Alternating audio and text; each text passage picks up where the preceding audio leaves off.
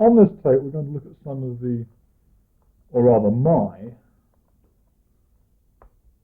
adventures, escapades, call them what you will, with the infamous English defence, the brainchild of the equally infamous MJ Batman. Some of these games were very joyous, some were extremely bleak, all I think you will find somewhat interesting. And quite a few of them stretch the bounds of what is correct and incorrect in our game of chess. 3 of them were played against the same chap, as it happens, Glenn Fleer, one of our most recent international masters. And he and I together bashed out some new theory on this still quite fluid opening. So I think we'll start off this little history of H.J. Plaskett and the English defence with a very bright game indeed. This one was played in a weekend tournament at Blackpool, very bright from my point of view, that is. 1982, and I was black, and the unsuspecting G.C. Fleer, then FM, now IM, was white, and the game went something like this. White 1d4, black 1e6, white 2c4, black 2b6. No surprise, to devotees of the English defence. 3e4, which I suppose in conjunction with the move, or rather alongside the move 3d5, is the most testing attempt to refute the English defence. So white played 3e4, black fianchetted his bishop with 3 bishop b7, and here white made his second definitive decision. He played the move 4, knight to c3. As we'll see in my later games with Glenn Fleer, he chose to diverge here. And I really feel that from the theoretical point of view, after the reply 4, bishop to b4 from black, quite a few games have been played now from this position. Miles and Basman and others, and me, have tested ideas and retested old ideas. I'm prepared to stick my neck out and say that after 4 bishop b4, I don't think black's really got much to worry about. The position in many ways resembles an India defence with b6. And black's early occupation of the centre can prove to be somewhat embarrassing. I'm not going to debate the theory too hotly on this game. Those who want to really check it out can look at the tapes we've already had. The theory. But the game itself illustrates just how rosy life can be for black. So after 4 bishop b4, white went to 5 bishop d3. Black, keeping well in line with the beautiful diagonal theories of the English defence, played f5. Now this long white diagonal, in particular the square e4, becomes the scene of action. Well, after f5, Fleer chose to play first what you might view as a finesse, or a waste of a move, depending on your point of view. He played the move 6, queen to h5 check. Of course, white could gain nothing from taking on f5 last move with the pawn, because after bishop takes g2, he's just going to rook. However, please bear in mind the theme of white giving up his king's rook, because as we shall see, it's not always that daft. Back to the scene of this crime. 6, queen h5 check. And black played 6, g6, and white brought the queen back, 7, queen to e2. So he's just interpolated this move, queen h5 check. So I continue with my play of playing against e4, a natural developing move of the 7, knight to f6 for black. And white replied with f3.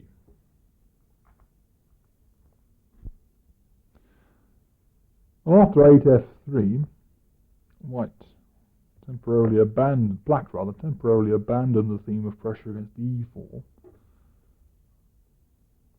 for pressure against d4. In actual fact, it's just made a natural developing move. The move 8 knight to c6. And this move does make white feel a little uncomfortable over the future of his king's knight.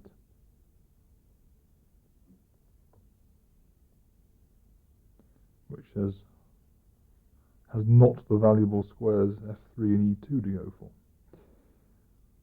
Now my game with Glenn Fleer now continued 9 bishop to e3. But just to show you what a evil weapon the English defence can be, just look at the continuation that the Hungarian Grandmaster András Dorian chose, or fell into, depending on how you feel, against Boris Spassky. No less a player than Spassky essayed this opening in no less a tournament than an interzonal in Toluca, in Mexico, 1982. And in fact, Dorian blundered horribly in this position with the move 9e5, attacking the king's knight. Spassky, rather impolitely, didn't move the king knight, he just took the d-pawn off. He went 9, knight takes d4 for black. Now the white queen is attacked. And clearly, Dorian thought that just by moving the queen to f2, as he in fact played, 10 queen f2, he could win a piece by attacking both knights simultaneously. It seems that black moves one knight and loses the other one. And taking the knight on c3 with check doesn't really do black much good, because white just recaptures and still both knights are on prise. But what Dorian missed was that in this position Spassky just went 10 knight to h5.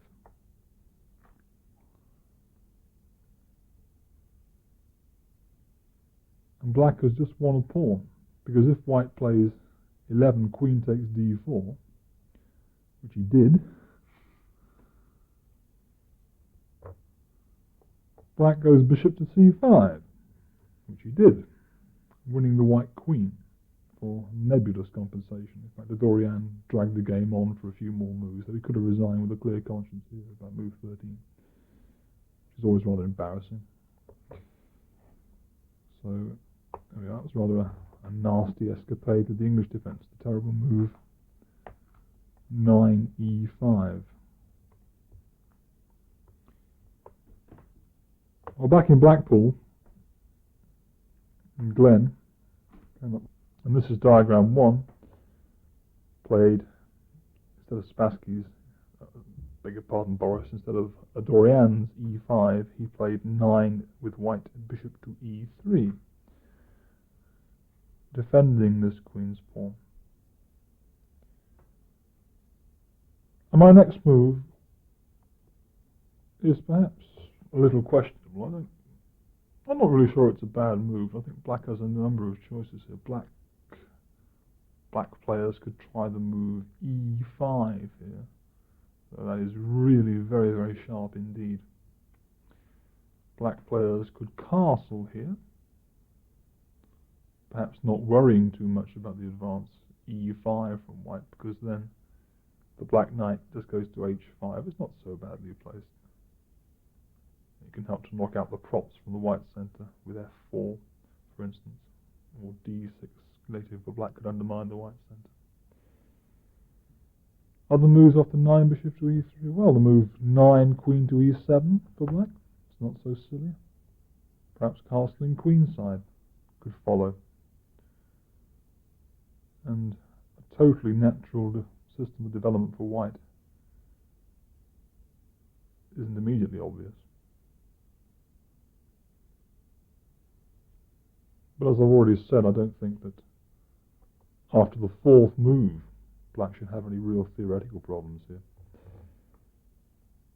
And what I came up with after 9 bishop e3 was 9 f4 as black.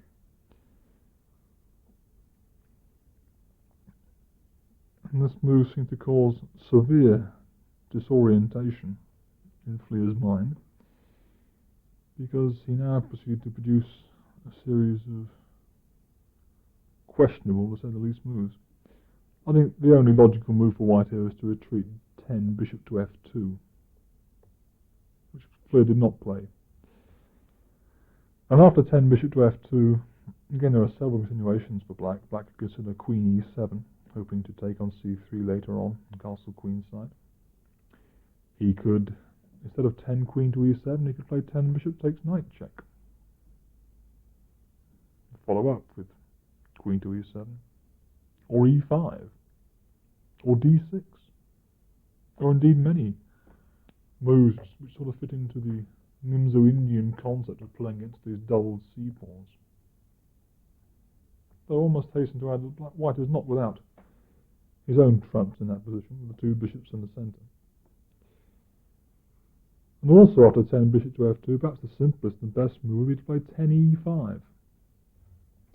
Because if white takes that, then black just recaptures, and that knight on e5 is totally inviolate. Black is really going to have no problems at all in finding several totally satisfactory schemes of development. So after the move, talking about from diagram 1, bishop e3, f4, 10 bishop f2, e5, probably d5 is the best move for white there. Once again, black could choose from several attractive schemes. He could move his knight then from c6 to d4 perhaps, or he could move it to a5 with the idea of taking on c3 later on, or he could move it to e7, or, to complete your field of choice, you could even move it back to base with b8. As if that wasn't enough to keep you thinking with black. Happy thoughts, I would imagine, of how pleasant the position is. Most of those moves could be interpolated with the move bishop takes c3 check to double the white c-pawns first of all. Once again, black is doing very nicely. So I think we can say from the theoretical point of view, after this slightly unusual move 9f4 by black, going back to diagram 1, white plays 9 bishop to e3 and then f4. Despite its unusual appearance, it seems quite satisfactory. Anyway, Fleur played 10 bishop takes f4. Black, of course, played the only sensible move. 10 knight takes d4. Now Fleur chose to move the attack queen with 11 queen to f2. And black retreated the knight back to c6. And so what's really happened in that transaction is that one of the basic principles of chess, the exchange of a flank pawn, and in this context the bishop pawn is certainly more of a flank pawn than white's queen's pawn, which is certainly more of a central pawn than the bishop pawn, labouring the point. There has been an exchange of a flank pawn for a central pawn. As a consequence, black's central control is increased and white's is reduced. And black already has a clear advantage here. It's pretty unusual so early on in the game, particularly against the player of Fleur's caliber. So after knight to c6,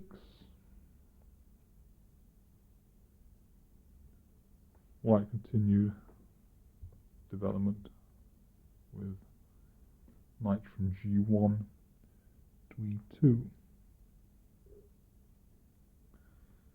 And black couldn't think of anything more dynamic to do than the very natural move 12 castles.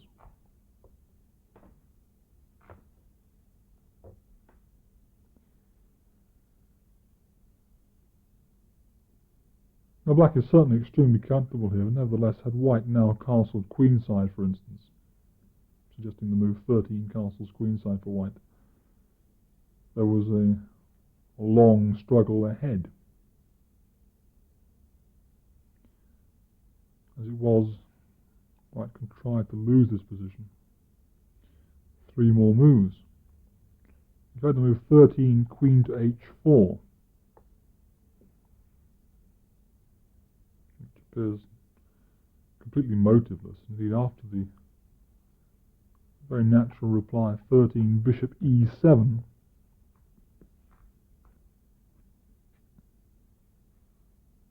White immediately found himself threatened with such discovered attacks as knight takes e4, or knight to d5, or knight to h5 even, all of them pointing out the vulnerability of the white queen now. Well, Fleur could have done something about that with a move such as 14, bishop to g5 perhaps, but then Black could have, for instance, continued with 14, knight to e5, and then knight to f7, more than likely robbing White of his dark-squared bishop, with a very rosy future indeed. But he continued down this path of decline with a move 14, bishop to h6. And this is the move which really deserves the double question mark, because although White had got himself into a slightly inferior situation, after this move he found himself in a totally lost situation. Because I played the move 14, knight to e5. And this move, in addition to the very obvious threat of taking the bishop on d3 with check, institutes a series of double attacks, threatened possible double attacks on the white queen and the bishop at h6, all involving the move knight to f6 to g4. And there are also various other nasties to be dealt with. Well, clearly priority 1 in this position is for White to deal with that bishop on d3, so Fleur castled queenside, a move which we can't really criticise because there's little to be done. And after my reply, knight from f6 to g4,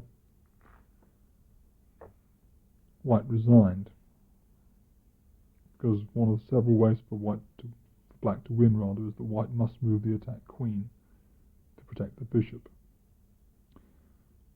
on h6, so the move queen h3 is played, and Black can then play knight takes h6, and recapturing that piece is prohibited because of the reply bishop to g5 check, winning the white queen. There was one other possibility, which is also very easily refuted. Instead of, in the final position, which is diagram 2,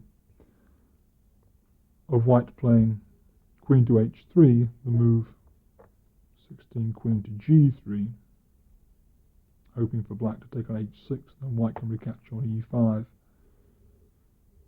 It's also very simply dealt with because Black first, instead of playing knight 16, knight takes h6, just plays 16, knight takes bishop on d3 check.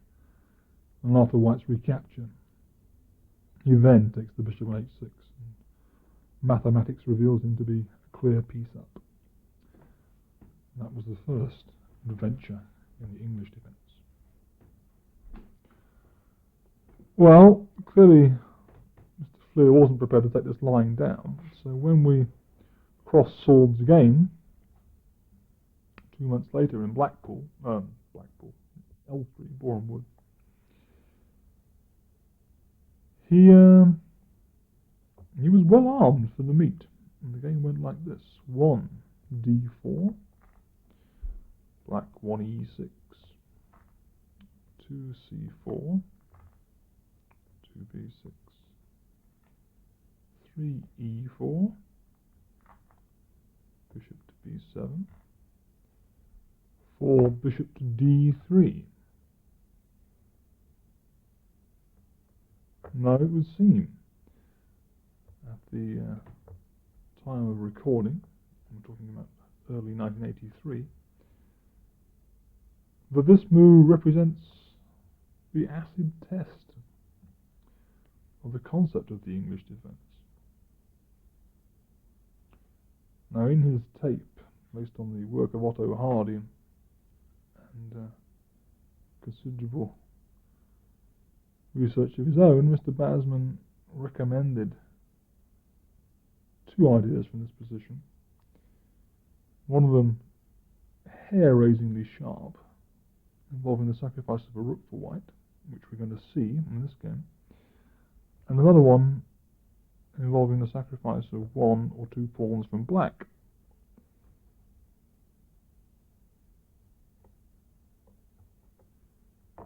This position, as I say, diagram 3, after white 4 bishop to d3, is looking the most serious test of the English defence, and we're going to return to it after looking at the next 2 games to suggest some ways of bolstering the black defence. Because believe you me, I took a bit of a battering from Glenn Fleer. Here we go, 4f5 from black. And white charged in like a man with 4 e takes f5. Well, one of Michael's ideas on the tape, which he suggested as a backup, was to play the move 5 bishop to b4 check, which compels white to move his king with king f1. Now this didn't happen in the game, but Michael did suggest it, and he defended the idea underlying the move was a second string, and he defended it on the lines that the hair-raising line that he gave as the main line, which we're going to see in this game, could possibly suffer a dent in the future. Well, we're going to see some dents in this line. That's not to attack Michael for his concert, because it's very easy with hindsight to knock the opening. And you probably played it wrong anyway. I probably played it wrong anyway. And many of these extremely sharp variations do require practical testing before we're going to find out. Anyway, as the chap said, he did give you a backup, and we're going to try and revive the poor English defence on this tape. So back to the position from diagram 3. 4 f5 from black, 5 e takes f5. Or black plunged in with 5 bishop takes g2. This move more or less secures the gain of the white rook. We now follow a line of analysis. White went 6, queen to rook 5 check. Black cannot play king to king 2, no, king to e7 rather, because of the reply 7 queen g5 check, running the bishop. Therefore he has only one move, 6 g6. White replied 7 f takes g6. Black played 7 bishop to g7. I'm sure many of these ideas will be familiar to many of you. 8 g takes h7 check. 8 king to f8. And here white can of course take off that knight on g8, but that's known as the whole hog variation, and even though it's the most obvious move, as so often in chess, the opinion of theory is that it isn't the best one. And after taking that knight off with check, black can just recapture the new queen with his king. And as Basman and Hardy prove on their cassette, the English defence in the 80s, and make a pretty convincing case for black having no real problems after the immediate capture of that knight. And the usual move for white here is the move 9, knight to e2. And in view of the new freedom for the white king rook, black of course is compelled to take it off. But Flair didn't play that. He played a move which doesn't seem to alter what position black must reach after. He played a nuance removal, the move 9 bishop to g5. And this move is really neither better nor worse than playing the knight to e2. It's very dangerous for black now to play knight to e7, for instance, because white could play a variety of dangerous continuations there. He could play his knight to e2 and to f4, or he could play his knight to f3 and to e5, or he could play his knight to f3 and to h4. in every instance with dangerous threats. So black thought better of innovating. And black didn't like, after this move 9 bishop g5, to play bishop f6 either, because white could then play pawn takes knight check. Black must recapture with the king, and then queen to knight 6 check is extremely unpleasant. Queen g6 check. Oh, sorry, I'm mixing my languages. So, after the move 9 bishop to g5, I played the move 9 knight to s6. And Grenflier retreated with 10 queen to h4. And I took off his rook. Bishop takes h1.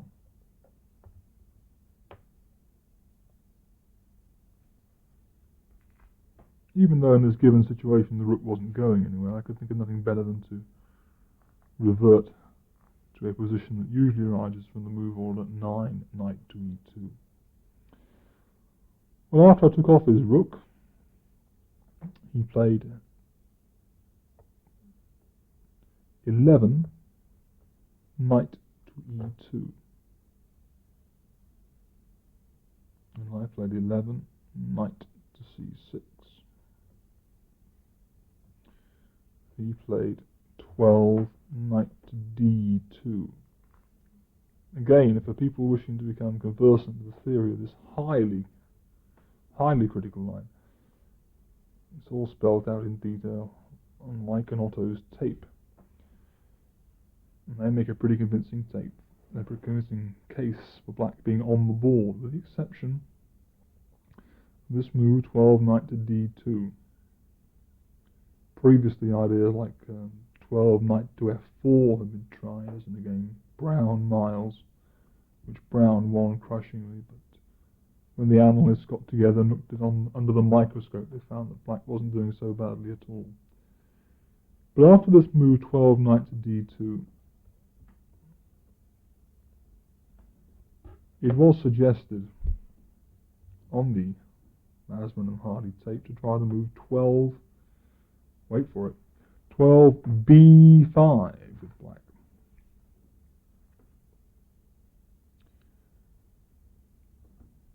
Which is, well, you must use your own punctuation to describe this move, but there it is.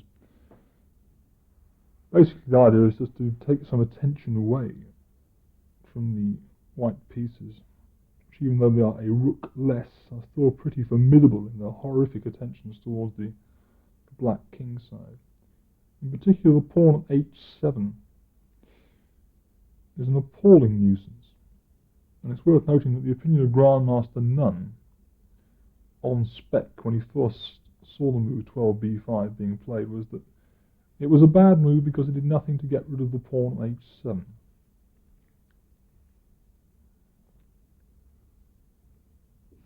A debatable theory, anyway. So here we have this position after 12 b5, and it's worth noting that Fleer and I bashed out these moves, and when I played 12 b5, he sort of sat at the board and stared at the move 12 b5, not wondering what to make of it. It wasn't exactly the first time this had ever been played. I believe that Susan Corwell had tried it in a ladies' game in Germany and lost. That was certainly no fault of the opening. However, Fleer knew naught of this move. And from this position, diagram 4, he after a while came up with a move 13 for white, castles queenside. Now, I think it's fair to say that after this move, white is worse, if not even lost. And the problem is that black, who is after all a rook up, let's not forget, succeeds just in creating sufficient disturbance for white not to be able to get his act together with his minus rook and get at the black king. Though it does require a prodigious feat of analysis to prove this. And from a theoretical point of view, the game was let's say, of interest. Because in the next game, Fleer really did hit this move 12b5 very hard, but for the moment, here we are in Boreham Wood, and he went 13 castles queenside. And black played the only logical move, 13 pawn takes on c4.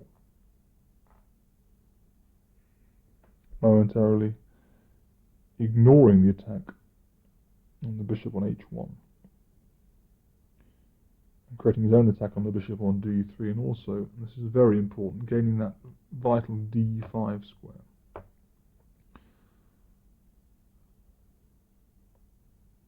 Well, even two moves from that diagram. I think it's time for another diagram now, because we're going to submerge you into troughs of analysis. Fleer chose to play the move from diagram 5, 14 bishop to b1. Now, he justified his decision afterwards on the general principles that he'd seen sort of similar positions where the white king bishop is going towards the king. And black opens some files on the queen's side, and white just ignores this pawn on c4. I think he was thinking of some positions from the king's Indian Samish, for instance. And indeed, on general principles, the move does seem very logical. As I've already said, I think that in terms of analysis, we can show the white position is certainly worse and probably lost at this moment. Alternatives. Well, white could have played the move 14 bishop takes on c4. But it's unlikely that this move would have detained him for very long. Black could equalise the game in a number of ways. You can consider the move 14, rook takes h7, which would probably lead to mass simplification, something like 14, queen takes h7, knight takes h7, 15, bishop takes d8, rook takes d8, 16, rook takes that bishop on h1, and black could then, for instance, just take the queen's pawn off. And he certainly isn't any worse, and possibly a little bit better, even though material is equal. He has some pawns in the centre. That is what you might call a bail-out line for black. Going back to diagram 5, the move 14, bishop takes c4, I suggested rook takes h7. But black is really doing very rosily in that situation indeed. It can consider several other moves, such as bishop to d5, bishop to g2 even. Hoping to come back later for that h7 pawn, which is a real thorn in the flesh. Another move, which is by no means so easy to dismiss in analysis, is the move from diagram 5, recapturing on c4 with a knight. 14, knight takes on c4. Now here black has to make as much use as he can of his extra pieces.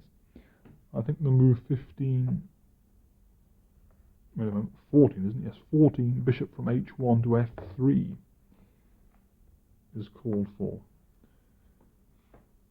And we see an immediate threat here is to take off this knight on e2.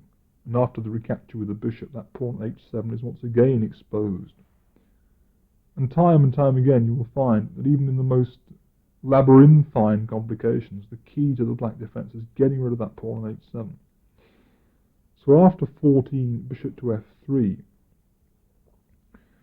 white will almost certainly do best to put priority to the saving of that pawn. And the best way to do that is the move 15, knight to f4.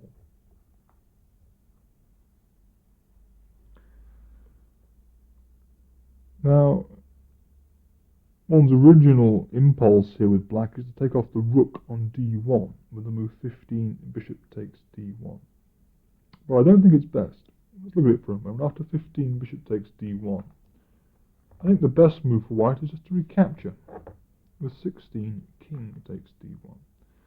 And if we look at the material situation now, we find that white has knight or rather bishop, and 3 pawns for 2 rooks. A remarkable situation. Nevertheless, it's remarkably hard for black to free himself here. White has some very obvious ideas, such as knight to g6 check, knight to h5, or even knight to e5, all of which are very principal threats indeed. And even in view of his temporary substantial material plus, I really can't see how black deals with all those ideas at once. So if we go back to diagram 5 and play again, knight takes c4, bishop from h1 to f3, knight from e2 to f4. I think the best move for black here is to play knight from c6 to b4.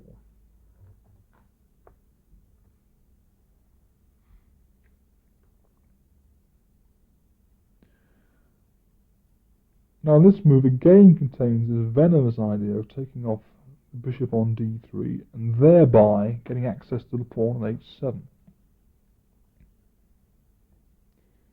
If white now plays knight to g6 check, then after the reply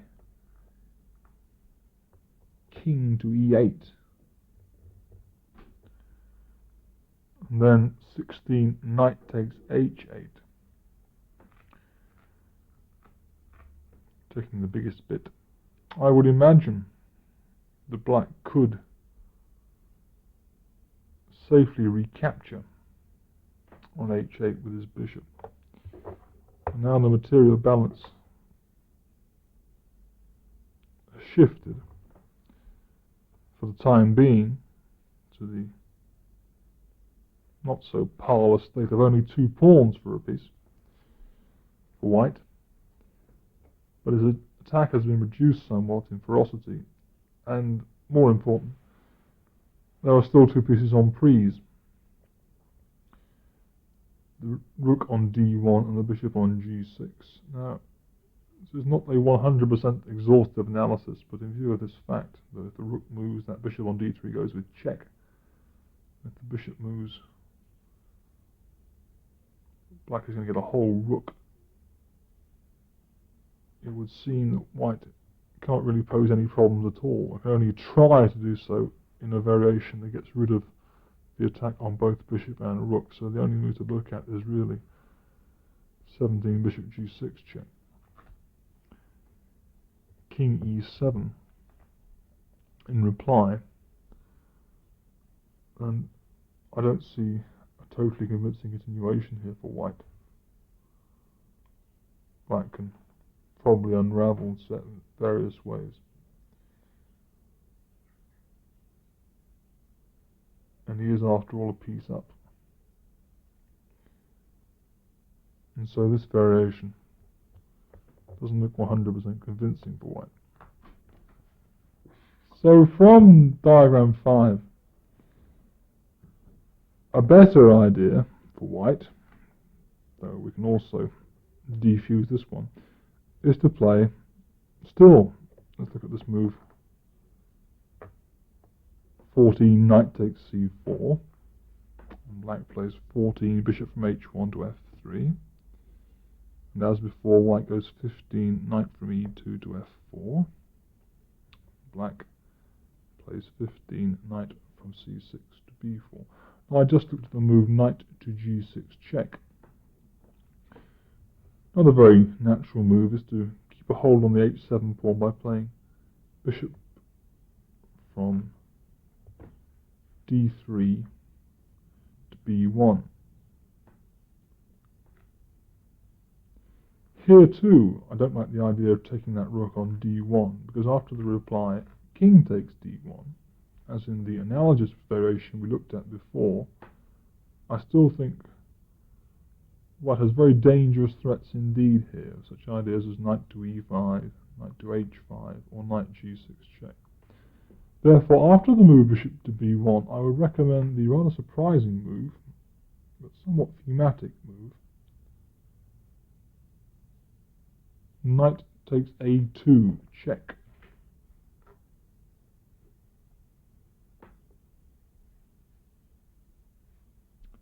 Knight takes a2, check. Now white really has to take this knight off, because if he goes king to d2, then the reply, I think, bishop to e4 is very good for black, because the h-pawn is now on prise, and there is the problem of a check on e4 for white to contend with. And if he takes on f6, and the black just takes back with the bishop hitting the white queen, and there's really no way out of the mess for white. So after 16, knight takes a2, check. White really has to take it off with bishop takes a2, 17, bishop takes a2. And then, you will not be surprised to hear by now, black plays 17, rook takes h7, getting rid of this thorn in the flesh. And whichever way you slice it now, I think black is going to come out with a very nice position. For instance, if queen takes h7, then black can reply knight takes h7. And if you look, you'll see that black comes out of that very nicely. Or if white chooses instead to play after 17, rook takes h7, the move 18, bishop takes f6. And in this position, black does best just to take it back, I think, with queen takes f6. And white has no choice but to play 19, queen takes h7. And then, as you can clearly see, black must play 19, queen takes f4, check. White must play 20, rook d2. And here black can continue playing forcing moves to demonstrate a clear advantage, if not a one game, with the move 20, bishop to e4, which flushes out the white queen to either h5 or h3. But in either case, black is then quite free, in view of the pinned white rook on d2, to play the move 21, bishop takes pawn on d4, after which he is pawn up with the two bishops, a strong center, and some attack. So this is a winning position for black. So let us now take you back to diagram 5. And let's play the move, instead of knight takes c4, we've been looking at play the move 14, bishop to b1. And then, this is the game, Flair did play 14, bishop to b1. And then play the move 14, bishop from h1 to d5. Black hanging on to his surplus material. I will note purely in passing that this was not the only move to be considered, and that you can, if you wish, look at the move instead, 14, knight from c6 to b4. And if the idea of that move escapes you at the moment, I think when you've heard of a few similar variations later on, you'll see what that move does. That's purely food for thought, the move 14, knight from c6 to b4. But from diagram 5, here's the game. Bishop to b1, bishop to d5. Now here, and this is diagram 6, Flair played the move knight to f4. 15, knight to f4.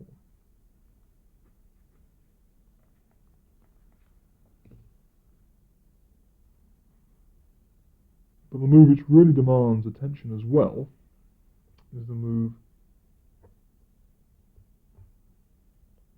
15, rook to g1. Now this move contains very nasty ideas such as bishop to h6 in many lines. And black has to play with some energy to hang on here, but he can do rather more than hang on if he plays correctly. And after 15 rook g1, the correct reply is again this move 15 knight to b4. Black has to make the most of his trumps, the open b file, the possibility of getting the knight to d3, and so doing obscuring the protection of the h7 pawn. So after 15 knight to b4, we can look at two moves for white, which are bishop to h6, firstly. This is quite easily dealt with by the reply. Bishop takes h6. And when white recaptures, queen takes h6 check, black goes king to e7. And we notice that the move knight to b4 has freed a most unlikely route for the black king, which can now go to d6 and then to c6 and then home and away to b7. And black is, as we see, a rook up. I know it doesn't sound very likely, but if you look at it, the black king can just squeeze out through d6, round the corner to b7. So that's that move dealt with from diagram 6. The continuation, rook g1, 15, knight b4, 16, bishop h6. So a better idea is to play 16, knight to f4 for white. And again, the general ideas of coming into g6 and h5 have to be dealt with.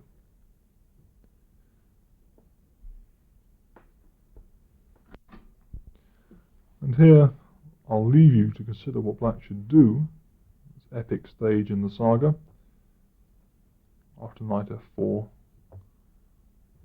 and I'll tell you about it on side 2. Thanks, Jim.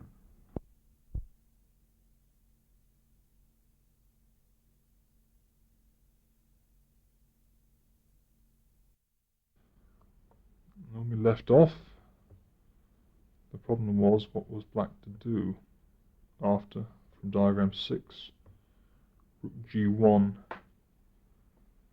knight to b4, 17, knight f4.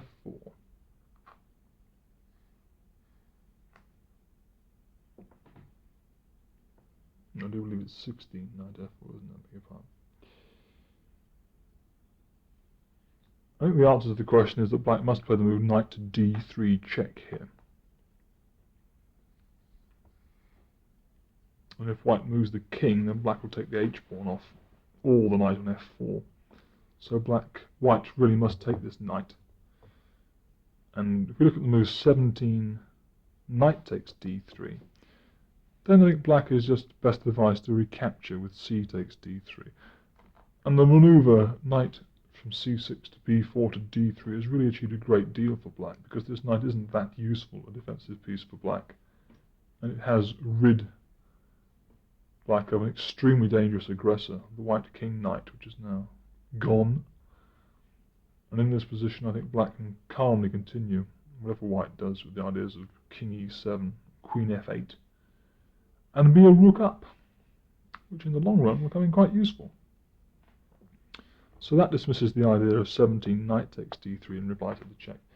If the more natural 16, bishop takes d3, 17, difficult mathematics, takes d3, black will still recapture, pawn takes d3. And here again, I think black is doing very well. If knight to h5, black can just hang on with the move rook takes h7. Once again, the mainstay of the defense. Just hanging on. Once that h7 pawn goes, so does the white attack. So white can't really play that. So you must try the move instead 18, knight to g6 check. Black will reply with king to e8. Though in this circumstance, you could possibly consider king f7 as well, but we'll just look at king e8. And after 19, knight takes rook. 19, bishop takes knight. Black can continue with the idea of d6 and king d7, undisturbed by white, because the ideas of taking on f6 and giving check on the back rank don't work, because the bishop on d5 protects that rook on a8, therefore white gets nowhere through that idea. And so this is the refutation of the move from diagram 6, rook g1. Well, Fleur didn't play that from diagram 6, so back you go and try and understand some more difficult variations. He played the move 16 knight to f4, so momentarily delaying his occupation of the g file, getting on with other components of the white attack, getting this white knight, which we've already called a very dangerous aggressor, into the fray. The fray being, well, g6 or h5, whatever takes your fancy.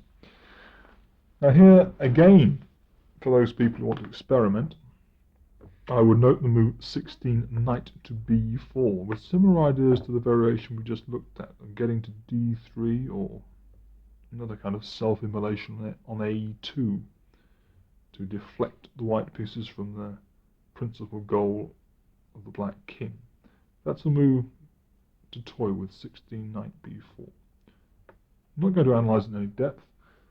I'm going to look at the move I actually did play, 16 rook to b8, and here for the first time another theme of Basman's very ingenious idea, b5, emerges, the use of the b file in a counter-attack against the white king.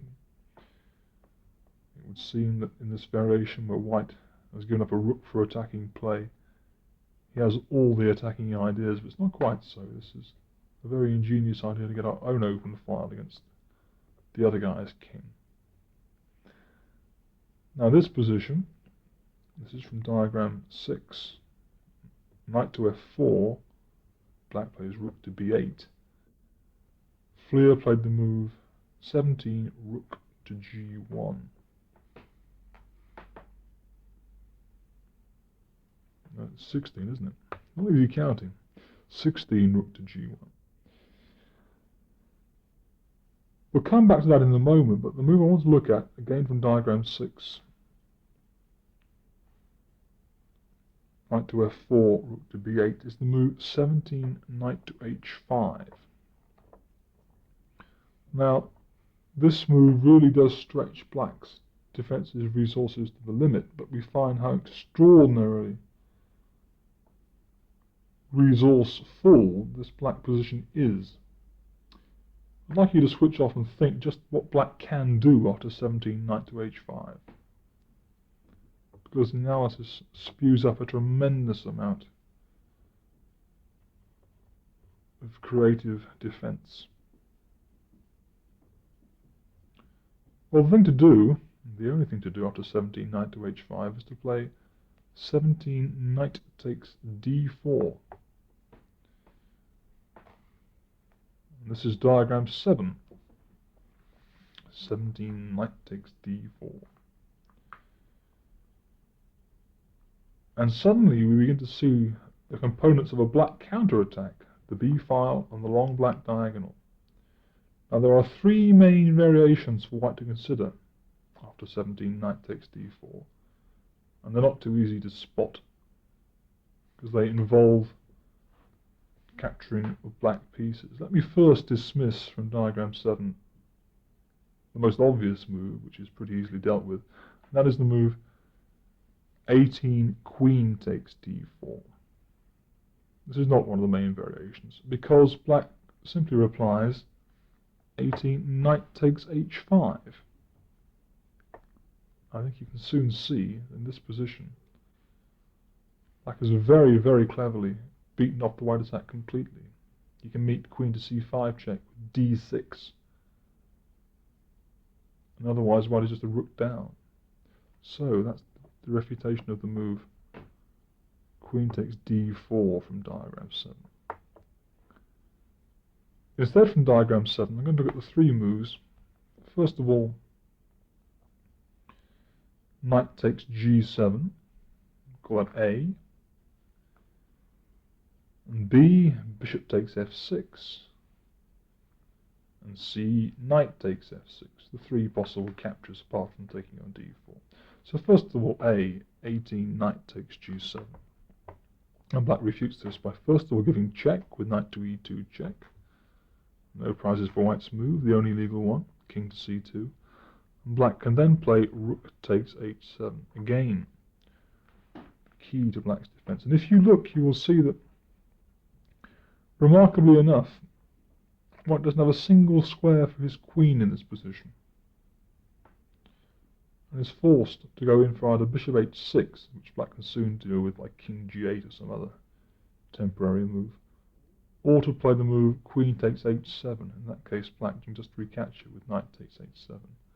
At the end of it all, white is down on material. So that's the dismissal of the move from diagram 7.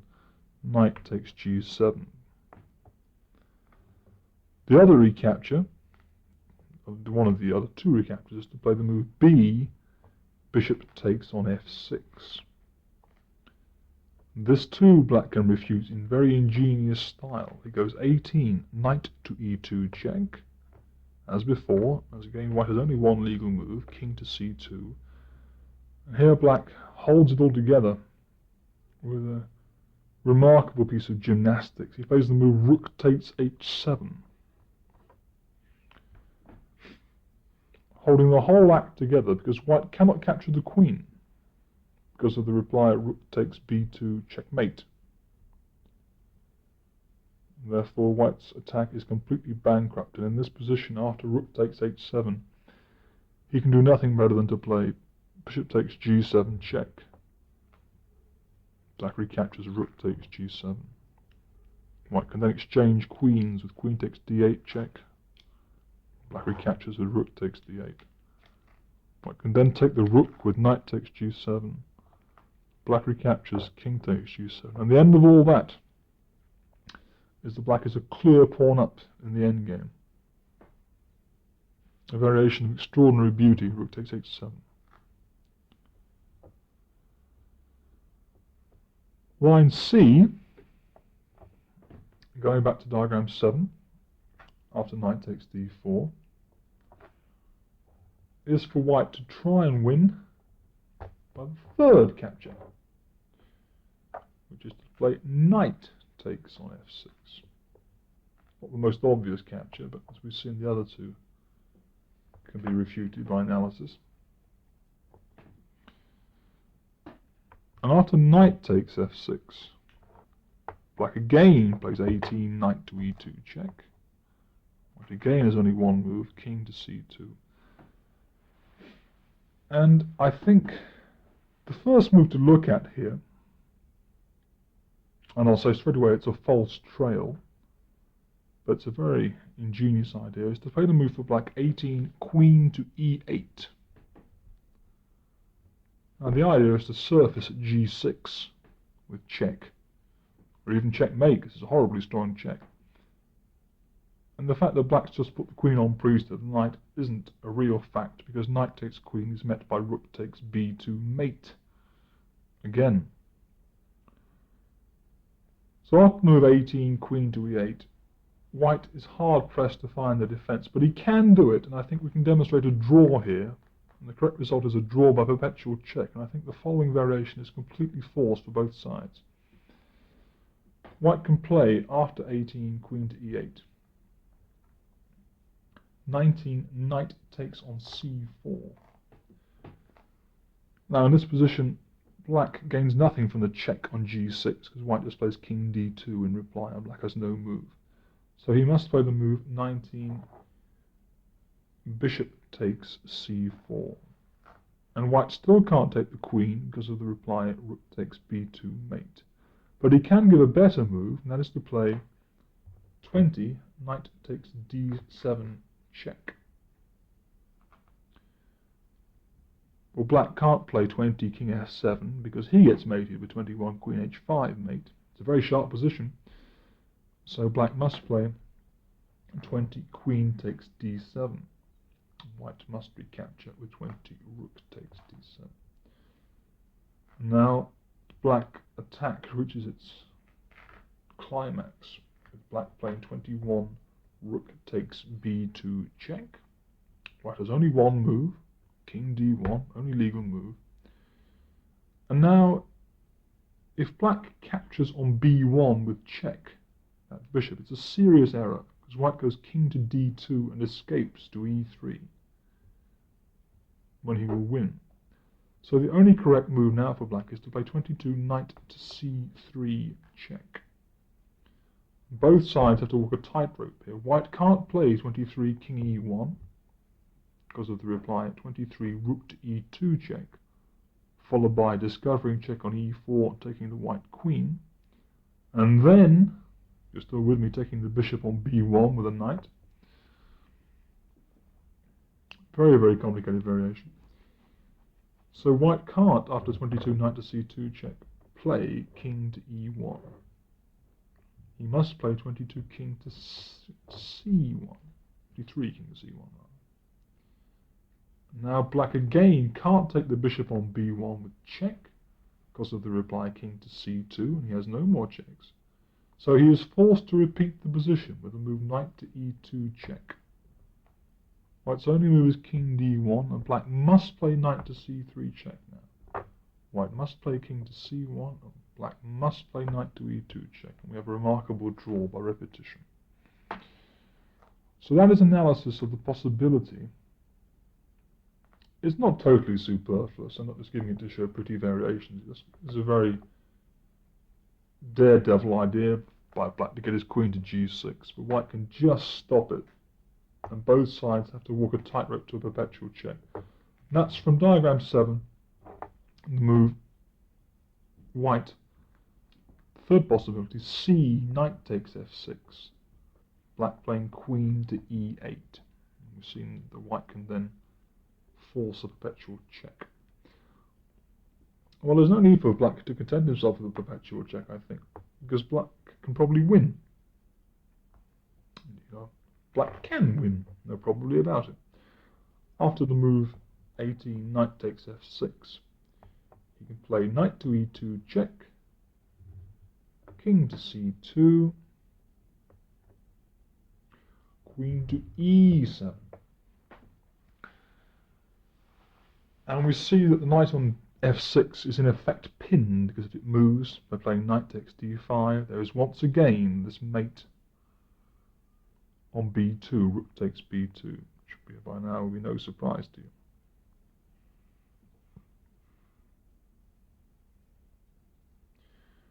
Meanwhile, black threatens to sacrifice a rook on b2.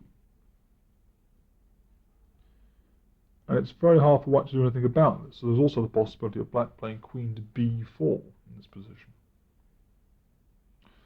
So, for instance, if white now goes rook to e1, and this was the move that I originally thought was a good move for white, we get the following striking variation. Black can play 20, rook takes b2 check, king takes b2, queen to b4 check, and white is finished. If king a1, then queen to c3 is mate. If king c2, then queen to a4 check is a fearsomely strong move. He has only two legal moves, knight to b3, which is just devastatingly met by pawn takes knight check with a raging attack, or he can play alternatively king b2. Well, if king b2, we see that the knight on f6 is now no longer theoretically pinned, it is really pinned legally. And black can continue with c3 check. White must play king a1, then c3 takes d2, and despite the imposing appearance of those remaining kingside pieces for white, that knight on f6 is pinned, and it's black who takes over the attack, sacrificing his queen on a4, taking the rook on e1. Very long, complicated variation there. You see the idea, that final variation from diagram 7. Knight takes f6, knight to e2 check, king to c2, queen to e7, not the false trail queen to e8, which first seduced me away from the truth of the position.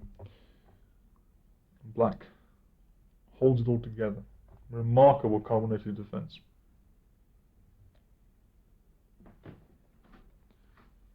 So here we are again, back at diagram 6. Knight f4, rook b8, rook g1. Now at this point in what could have been variations aside, an extremely interesting game in itself, I'm afraid Black disgraced himself by producing an abominable move. He played the move rook from b8 takes on b2, and the net achievement of this move I think was to lose a rook. White recaptured with king takes b2, and you can find the remainder of the game on the accompanying sheet, because it really is just a banality as White exploits his now overwhelming position, because Black has no material compensation at all. So, this idiocy aside, let us try and form some objective assessment of this position. Can Black hold it all together? And I think after rook g1, White is beginning to get tremendous threats of knight g6, knight h5, bishop h6, etc. And the idea of knight takes d4 to e2 check, which was so very, very strong in many of the other variations, is now completely ineffectual. Not the least because after knight to e2 check, White has vacated the square e2 in many ideas, many variations. Vacated the square d1, I beg your pardon, for his king. In all the other variations, the white king was squeezed up to c2 in front of his bishop. This is now no longer a theme. So after the move rook g1, instead of the absurd rook b2, I want to now look at the last piece of intricate analysis of this game. The move instead c3 for Black. This is diagram 8 on the accompanying sheet. And I think White can only really examine two continuations here. The first move is the obvious pawn takes pawn, and the second move is the by no means so obvious knight to b3. So first of all, we'll examine the move pawn takes pawn, b2 takes c3, move 17. Now we soon discover that ideas of pursuing an attack with for instance, black queen and rook down the b file don't get very far, because queen e7 runs into knight g6 check, losing the queen. So after pawn takes c3, Black's only 17th move is to play rook takes bishop check. And now White's reply looks rather strange, is to take with a knight on b1, 18 knight takes b1. If White takes with a king on b1, then his problem is that Black can go queen to b8 check, and then play rook takes h7. And White doesn't have any time to attack the black queen because of this nasty check on b8. Therefore, White takes back with a knight on b1. Now, this position, at first I was led into thinking that Black's correct continuation now was to play rook takes h7. But I now think that is not a good move in view of the reply for White 19 queen takes h7. Black must take back, knight takes h7. White then plays bishop takes on d8. Black must take back, knight takes on d8. Knight takes on d5 for White. And Black must take back, pawn takes on d5. And I think this endgame is extremely obscure, with Black perhaps slightly better. Perhaps, I stress. But I don't think White should lose that very strange endgame, where he has rook and pawn and knight versus two knights and bishop, in terms of material balance. So therefore, from diagram 8, pawn takes pawn, rook takes b1 check, knight takes b1. I want to examine the only really winning try for Black. I'd like you to switch off your tapes and think very deeply here how Black can play for a win. Well, I think the only attempt is to play the very difficult move, very difficult to see, 18 bishop to e4.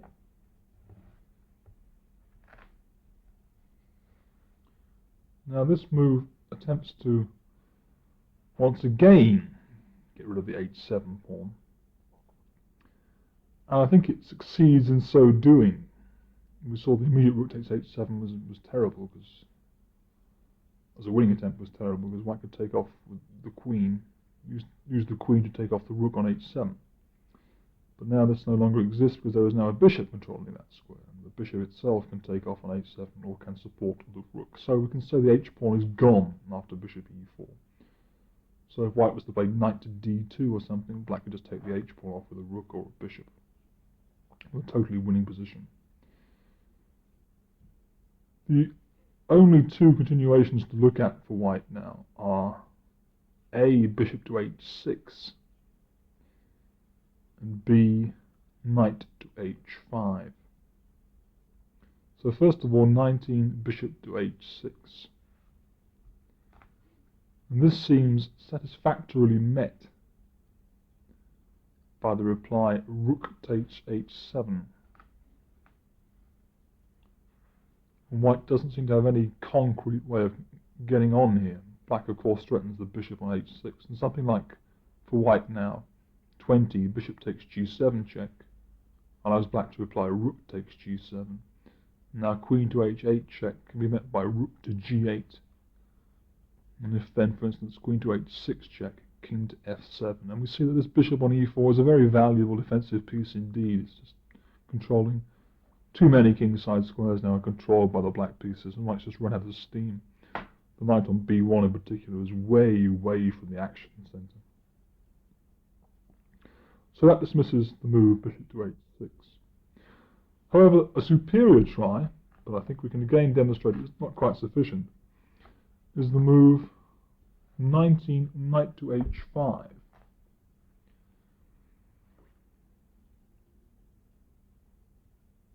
And one of the most enchanting things in chess for me is sometimes finding a principle expressing itself in a labyrinth of variations. And I found a principle here for black, that one of the tremendous difficulties black faced this whole game, even though he had the enormous material advantage of a whole rook, was to activate his queen. And it's only now, through this device of playing rook to b8, pawn to c3, sacrificing the exchange on b1, that black does gain that precious tempo to activate his queen in this variation, with the move 19, queen to b8.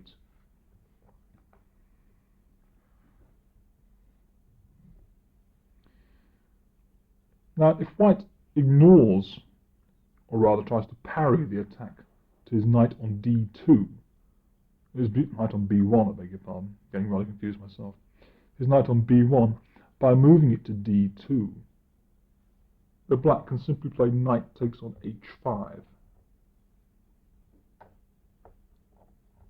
And if white then plays knight takes on e4, black plays rook h7, again the thematic defensive move. If you look, you'll see black is a piece up.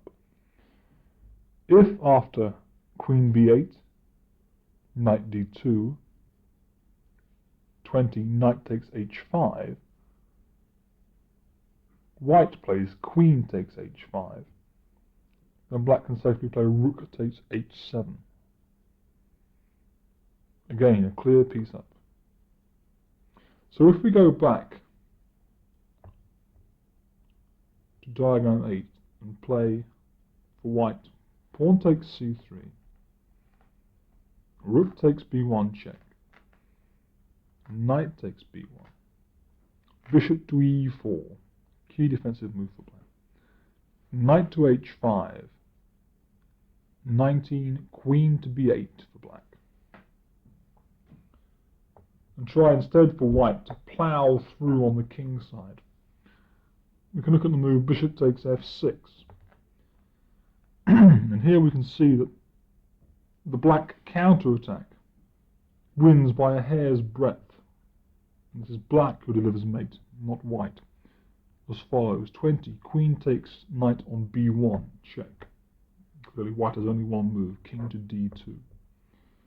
I think the clearest continuation now is to play queen to d3 check.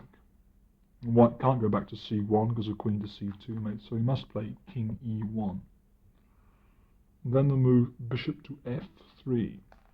Black threatens two different checkmates on e2 and d1.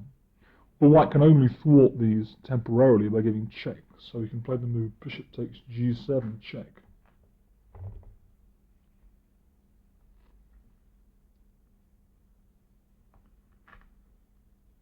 And black can now play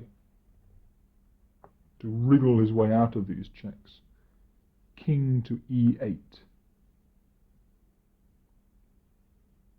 White's only remaining check is knight to f6 check.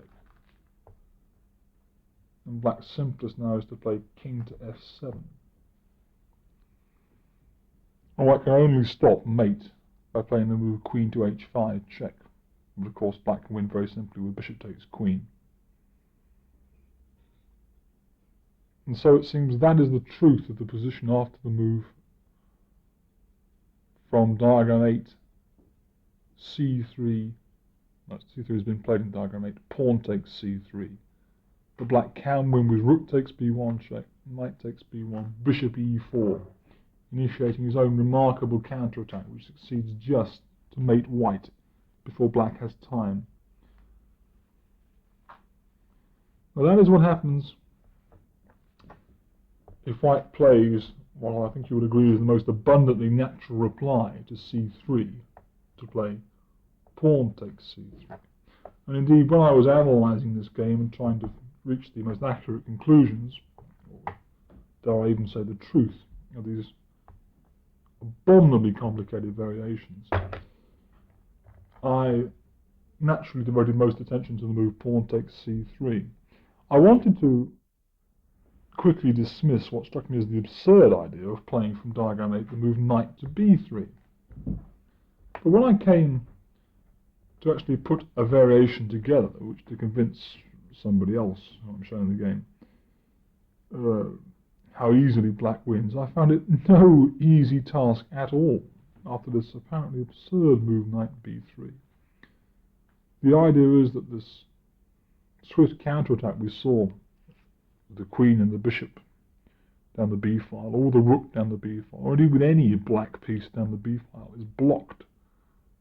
And white hopes that he can thereby gain perhaps just the one crucial tempo to get his own mechanism on the king side going.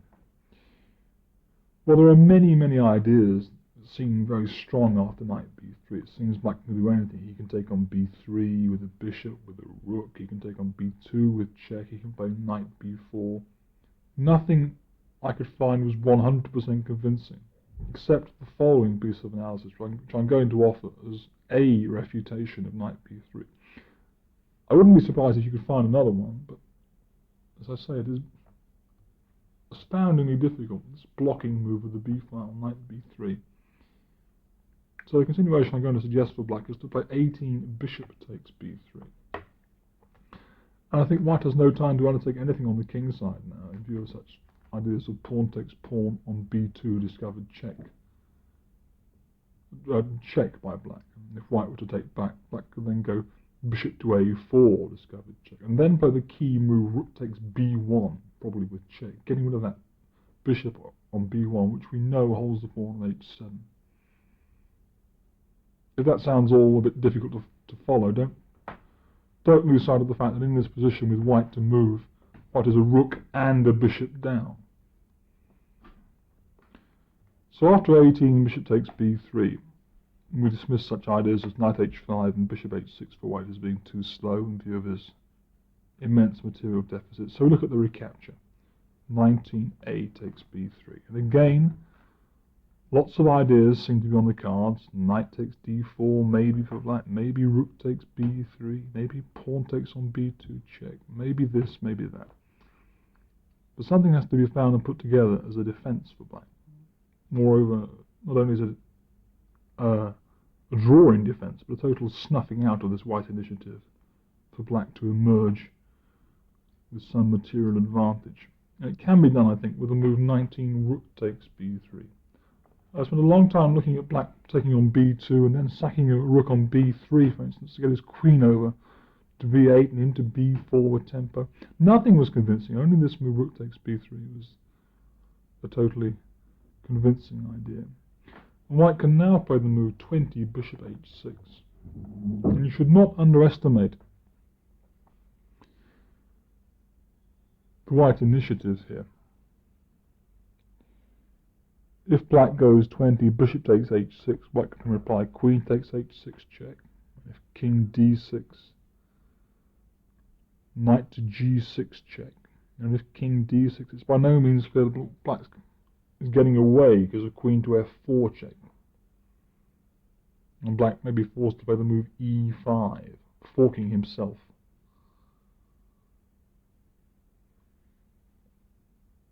So that's speculative running with the king line. Speculative running with the king line. Bishop takes h6, king e7 to d6 isn't, in this instance, that convincing. Like a more clear-cut method of demonstrating the black advantage involves some very spectacular maneuvers, but they are forcing moves. It's always nice to find forcing moves when you're trying to prove a defense, or an attack for that matter. So after, from diagram 8, knight to b3, bishop takes b3, pawn takes b3, black rook takes b3, white bishop h6. I think the best continuation now is to play black pawn takes on b2 check. And white will not play king d2 because of knight e4 check. After king d1, the move knight takes d4 check does help black. So white's best move now is to play king d1. And now we see that even though black's forces are flung far across the board, they can achieve a coordination. Because now the other rook comes into the defense, with black playing the key move rook takes h7. Now if white takes that rook off with his bishop from b1, black simply queens b1 check. And white can then bring the bishop all the way back, but then black just plays rook takes bishop on b1 check, and then rook from b1 takes the rook on g1. And black will emerge as rook rather, knight and pawn ahead, the equivalent of a whole queen. So clearly taking this rook on h7 is out, but white can try and keep his attack going with bishop takes g7 check. Now black would like to move his king here, but he can't really do it. If he goes king to f7, then bishop to g6 check. Extremely annoying move.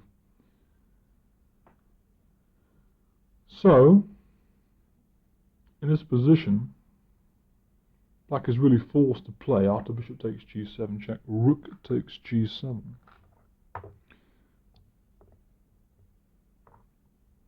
And we can call this diagram 9. Now from diagram 9, white's only real attempt is to play queen to h6 check. I beg your pardon, queen to h8 check.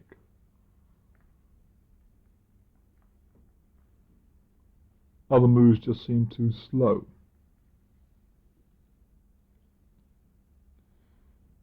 So after queen to h8 check, the seemingly forced move is to play rook to g8. And then we see that white has a draw by perpetual check. He can go rook takes on g8 check, knight takes on g8, knight to g6 check. And black can't play king e8 because of queen takes knight mate, so he must go king f7. And then queen to h7 check. And black must play king to f6. And then white has the check queen to h4 check. And black can't play king to f5 because it's illegal, the bishop on b1. And you can go only king to g7 or king to f7. Well, if king to g7, white simply plays queen to h8 check. Black must play king f7, and then queen to h7 check, and it's quite clear we have a perpetual check here for white. Neither side can achieve anything more. Sometimes it's very surprising how in these extraordinarily complicated variations one just finds perpetual check. We found one earlier on in the game, as I remember. But the point of this defence for black is that black can win from diagram 9. After the move queen to h8 check, black does not play rook to g8, but plays the astonishing move king to e7, leaving the rook en prise with check. He does this because, as we've seen, if he plays the move rook g8, there's a perpetual check. But if we now look at the position, after white takes this rook with either the queen or the rook on g1, black will then play as king to d6. And this is not the first time we've seen this theme of escaping with the king like this. But in order to stem the terrific fury of the white attack, black had to give back an awful lot of material. Nevertheless, if we look at the situation now, after the capturing on g7, I think with the queen is best for white. After queen takes g7 check, king to d6, black is 2 pawns up. And the white pieces were posted for attack on the king side, so that when the black king rather impolitely shifts to the queen side, we see these pieces are not so adroitly placed to exploit that fact. There's some very interesting features to this position. The pawn on d4 is very weak indeed. Black can hit it very quickly with a knight, as he already has done, and also with this very active rook. The rook on b3 ties down the bishop on b1, which can't move because the pawn will then promote, but it also, remarkably enough, performs a defensive function by controlling g3, from where the white queen cannot now attack the black king on d6 or try to molest it by setting up some sort of queen battery with the queen on g3 and the knight on f4. Not possible because of the rook on b3. I think therefore we can say that this is a winning position for black. I find the defensive ideas for black quite astounding, playing with the rook down the b file, giving up the other rook on h7, and finally sacrificing this rook to run with the king. Really an extraordinary variation. Well, that was a very deep analysis of a very short game. It only lasted 22 moves, as you'll see, and we stop at move 16, the concrete moves of the game. But I think you'll agree it was an extremely interesting game indeed. Well, that was a great deal of analysis over quite a short game. But as we see, Fleer's idea of castle's queenside at move 13 doesn't seem to be in any way satisfactory for white if we tear the thing to pieces, so it takes a great deal of work to prove this. But it does go to show just how hair-raisingly complicated and double-edged that position can be. It really isn't, I think, any disgrace to the minds of either Basman, Hardy or myself that the theoretical assessment of such positions can change so sharply. If you wish to debate that line, good luck, strong nerves to you. But Michael did give a sort of let-out clause on a previous cassette. That was after, from diagram 3, black goes 4 f5, white plays 5, e takes f5, and then to play bishop to b4 check. And these ideas, these new ideas in the English defence, are taking up quite an amount of time and space. And we've rapidly devoured the c90. But on an accompanying cassette, we do look at another game I played against a strong Danish master, Brøndum, where the move 5, bishop to b4 check, rather than grabbing this poisoned white rook, did work out effectively for black. Not a sense in the move because it forces white to play king f1, and the gambit is not so non-classical, so to speak, to give up a pawn to lose, rather to gain non-casting rights for the opponent, if you follow me, is not so unusual. Nevertheless, it remains a gambit, it remains sharp, and from diagram 3, there is one other idea which is yet to see the light of day. Indeed, there are two other ideas. The first is highly experimental. It involves the move 4 bishop to b4 check. Now, in view of the exchange of pieces that would follow if white played 5 bishop to d2, black could play all sorts of moves, a5 for instance, or queen to e7, Though in neither case black has yet clearly demonstrated equality. In view of the exchange of pieces, many people with white have preferred to give the theoretical assessment of after this check 5 king f1 exclamation mark better for white. I think the idea is the bishop on b4 is a lost soul, just a waste of time for black, and black can't really develop his king's knight. He can't play knight h6 because white takes it, he can't play knight f6 because of e5, he can't play knight e7 because the bishop is trapped with a3. But in this position, an idea did occur to me after bishop b4 check king f1, and that was for black to play e5. Now if white takes this pawn, black can continue with knight to c6, followed possibly by either d6 or f6, sacrificing a pawn and swiftly castling queenside. In case I think black has quite a lot of compensation down the f-file against the white king. Even if the f-file isn't open and black just goes d6, he does have a big lead in development and white has lost casting rights. So after bishop b4 check king f1 e5 from diagram 3, white probably does best to play d5. And then there are all sorts of ideas for black. Black could go c6, he could play a5 to follow up with knight to a6. He could just play knight to e7, try and castle quickly, and go f5. And perhaps the most striking idea of all is after the move d5 to go f5 with black, and answer pawn takes pawn with knight f6, playing in true gambit style, and hope later on to blow up the white centre, perhaps with c6 or b5. This is highly speculative, but there's great scope for research there. One other idea I suggest is to play, from diagram 3, simply the move knight to c6. And the idea is the d-pawn is attacked. However white defends it with either bishop e3, or knight e2, or knight f3, black's next move is to go knight to b4. This is a considerable loss of time for black, but he will gain the advantage of the two bishops. He can then follow up perhaps with the idea of g6 and bishop g7 and knight to e7. Will have quite a leading development. To open up the game will always be hazardous for him in view of black's possession of the two bishops. So those are two other new ideas in the English.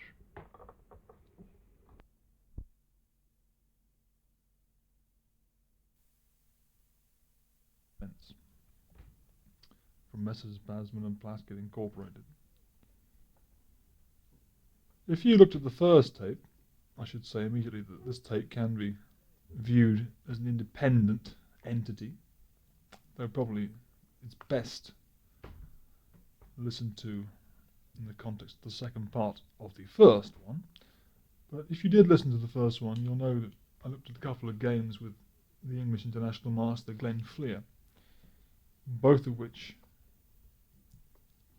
explore interesting new ground in this opening, and one of which provided a testing ground for the very critical line that you'll find as diagram 1 on your accompanying sheet.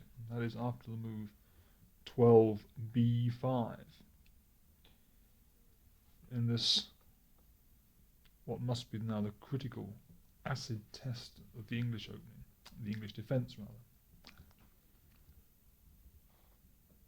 Well, even though from the theoretical point of view my first game with Fleer was a total success for black, and his choice of opening was vindicated in analysis, even though he being me, succumbed over the board and lost, Fleer was not convinced, and when we met again, he was prepared to play 1d4, I was prepared to play the English defence,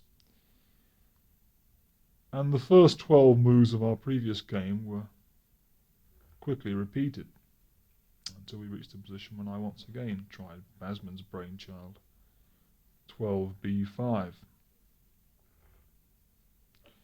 Only on this occasion he didn't play 13 castles queenside, which I go a long way towards making a case that this is a losing move on tape 1. He instead played the superior move, c takes b5, just taking this pawn off, pawn takes pawn.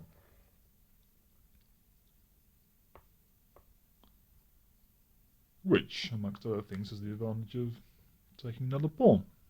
White now has 3 of them for his king's rook. Well, let's take a look at this game then. This game, Fleer Plaskett from the British Championship 1982. A game of extraordinary events.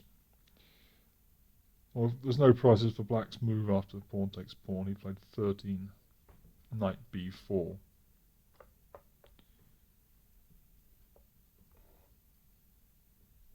Which of course is the only consistent continuation.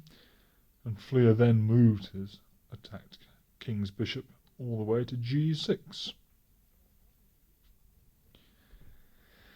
Now, on his original take, Michael suggested that the black should now play knight from b4 to d5, and gave some analysis that suggested that black may be alright after that. I wasn't entirely convinced, and I tried another move in this position. And it may well be that this move also isn't very good. So the game, Fleer Plaskett, you're going to look at now isn't 100% a refutation. It's about 98%, but we haven't totally examined all the possibilities of black. And we shall return to this position after 14, bishop g6, later on, to see what sort of poultices we can apply to the wounding body of the black opening. I played the move 14, bishop, all the way back to b7. An extremely materialistic concept. Black just hangs on to his extra rook. And if white doesn't do anything of an aggressive nature, black is going to play king to e7, knight from b4 to d5, queen to f8, d6, and king d7. Those 5 moves. Now, you won't be surprised to hear that white didn't twiddle his thumbs while black was thinking about doing that. And from this position, Fleer continued with the most direct continuation, 15, knight f4. Already with the winning threat of knight h5. Well, black, his only move now is what I played, 15, king from f8 to e7. And Fleer, in this position, fought for over 70 minutes. But the time wasn't wasted because he came up with a quite brilliant continuation here. His first move wasn't difficult. He played 16, knight to h5. And black's reply was forced, queen from d8 to f8. And here black thought the white might castle queenside. And then it was my intention to play knight from b4 to d5, with some hopes of wriggling out with d6 and king d7. In particular, one feature of that position that you should note from the point of view of black's defensive possibilities is that having castled queenside, if white ever moves the knight on d2, say to f3 or e4, then black can slip in the tricky defensive move bishop to h6, because the bishop on g5 is pinned. That is rather an important defensive motif. But Fleer's 17th move was a really very fine concept indeed. He played 17. Well, what do you think he played here? It certainly took me by surprise. Switch off and have a look.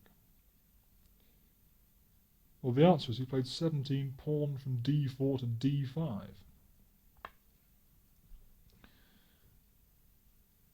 And if you're surprised, well, so was I. I soon began to appreciate the great subtlety and power of this move. The first not too subtle detail is that knight on b4 is on breeze with check, and black must save it. There was really no alternative of what I played. Knight from b4 takes d5. And then Fleer followed up with knight from d2 to e4. And the reason why I didn't immediately sort of go, instead of d5, pawn to a3, and then knight to e4, is because it is to his advantage to have given up the d-pawn. He now threatens simply to play rook to d1 and take the knight on d5 and then take on f6 with a completely winning position. So white just slowly removes this very important defender of the f6 point. And clearly black is totally tied up here, and the only reason he has to be cheerful is his extra rook. So Fleur's idea is really very fine indeed. So here we are back at 18, knight to e4, and I'm afraid I could find nothing better in this position than to continue with the ignominious king to d8 in view of this white threat of going rook d1 takes d5. Well, after king d8, Fleur played knight from e4 takes on f6. Then I played king to c8.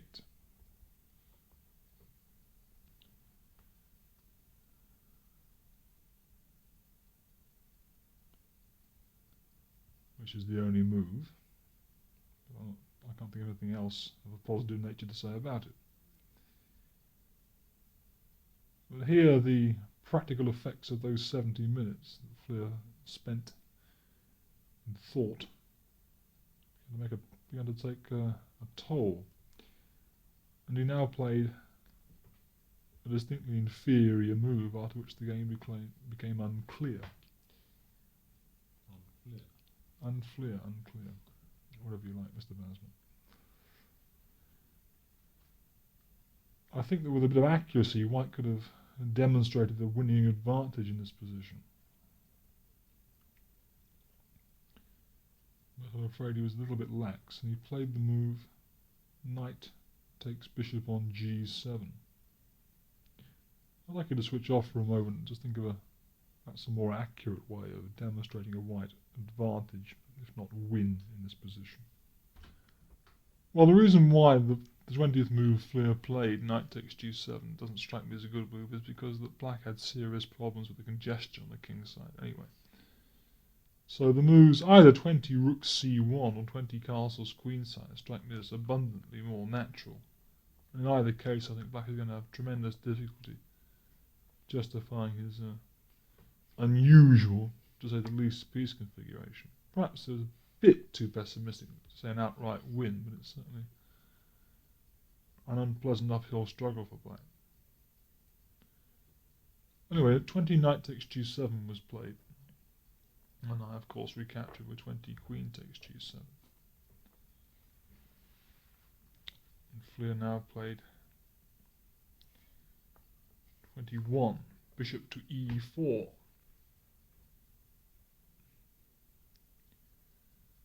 Now the point of this move is in such a variation that if black were now to take on f6, the obvious move, white will recapture with bishop takes f6, and then the check, 22 queen to g1 check, is completely fruitless, because after king to e2 from white, taking the rook in the corner by black doesn't help, because white can just take the rook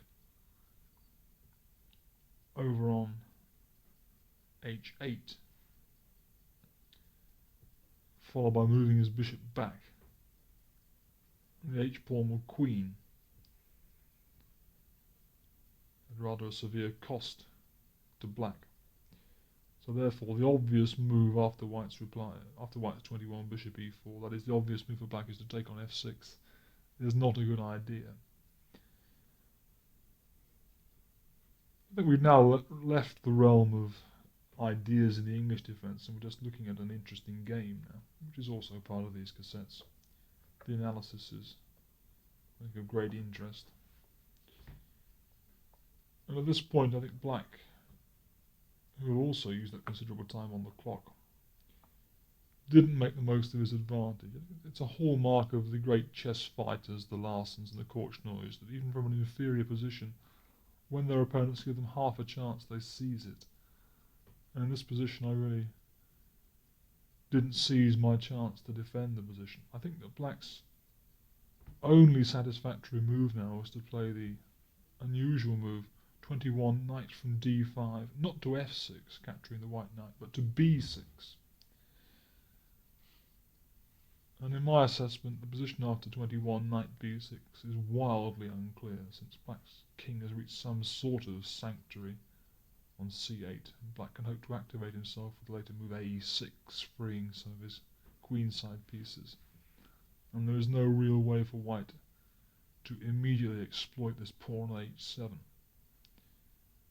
So this was the move which would have given black every chance in the middle game, the move 21 knight to b6. Unfortunately, I wasn't equal to the occasion. I found the inferior move 21 queen f7, which doesn't really do very much. And after the reply, 22 rook c1.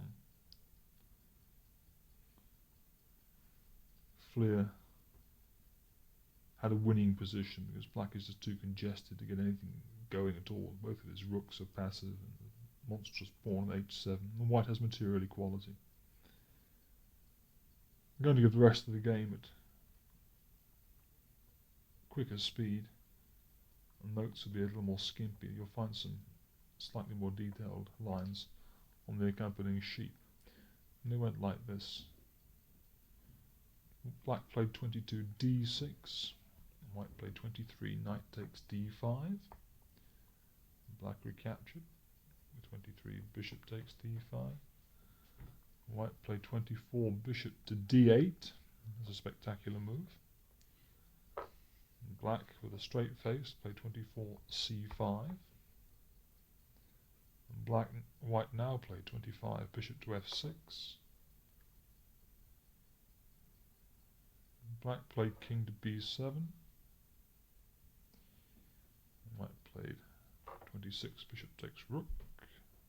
Black played 26 rook takes bishop. White played 26 7 rather, bishop to b1, a little bit dubious. And black blew it completely with 27 e5. White played the meaningless 28 b4.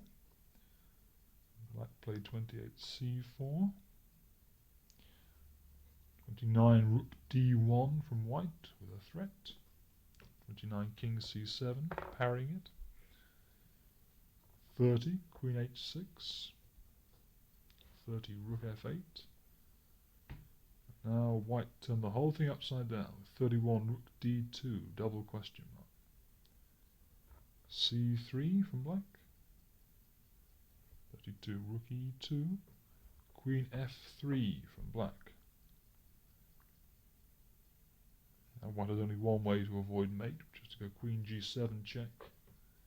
And black now played a silly move, king to b8. The king is an active piece, and black should have played king to b6, with the idea of king takes b5, king takes b4. After king b8, white of course played queen back to g1. That's the only way to avoid mate. And the further course of this amazing game was black played queen f4, threatening mate. White met it with rook e3. Black took on b4, threatening mate. White played bishop c2. Black played queen b2, threatening everything. White played rook e2, defending everything. Queen to c1 check. Bishop to d1, queen to h6, bishop to c2, and with my opponent in appalling time trouble, my next move was designed to disorientate him. I played bishop to e4, and with tremendous aplomb he found the reply queen to g8. My last move of the first session was d5. White sealed h8 queen. Took it off, queen takes h8, queen takes h8, rook takes h8, and we plunged out of the furnace of the middle game to a still tempestuous rook and pawn ending. White played bishop takes e4, d takes e4, rook takes e4, black played rook takes h2, And here white played the finesse king to e2.